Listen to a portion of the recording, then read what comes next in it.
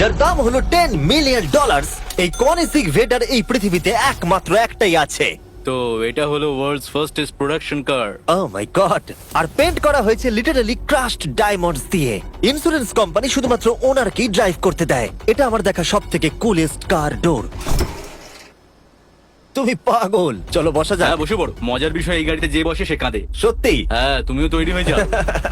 ঝাঁকুনি যাতে না লাগে আমি আগেই মাথা পিছিয়ে নিয়েছি। এটা এত জোরে যাচ্ছে কিভাবে? আমি কোনোদিনও দাঁড়াও, এটা শেষ হোক। এই কারটা পৃথিবীর সব থেকে ফাস্টেস্ট হওয়ার কারণ হলো এতে twin turbo charged V8 engine লাগানো আছে। আর এর পুরো ফ্রেমটা তৈরি হয়েছে এয়ার কোর কার্বন ফাইবার দিয়ে, যেটা এর ওজনকে ল্যাম্বরগিনির থেকে 5000 পাউন্ডস কম করেছে। আমি এরকম জিনিসের আগে কখনো দেখিনি।